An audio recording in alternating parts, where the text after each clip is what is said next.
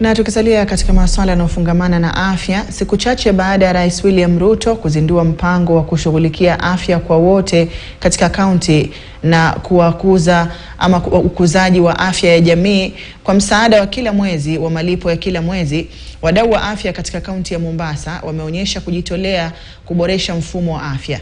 Haya yanajiri huku nchi ikiendelea kupata nafuu kutokana na janga la kihistoria la COVID-19, ambapo wadau wa afya mjini Mombasa na jamii wanabadilishana uzoefu.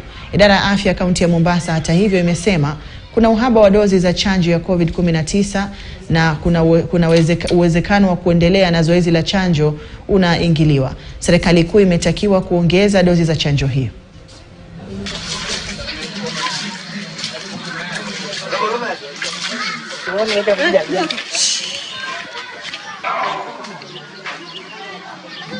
Kuna wamama walikuja watatu wakanitembelea, hiyo siku sikubali kundungwa.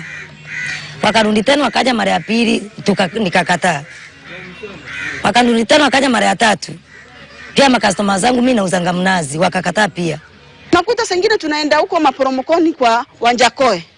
Wale wanatumia miandarati, bangi, lakini kwa sababu ile approach tunakuwa nao na kuelimisha, wakaja kujua kwamba kuna umuhimu wa kupata chanjo ya COVID-19 kwa sababu vaccine inafanya kumbusti kinga ya mtu ya mwili.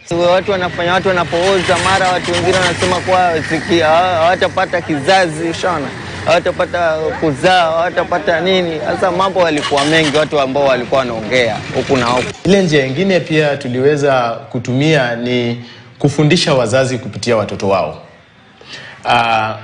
Na hilo tulifanya kupitia mashule. Tunapokwenda kwenye shuleni na kuwafundisha watoto, hatuachi ujumbe ukakomee hapo.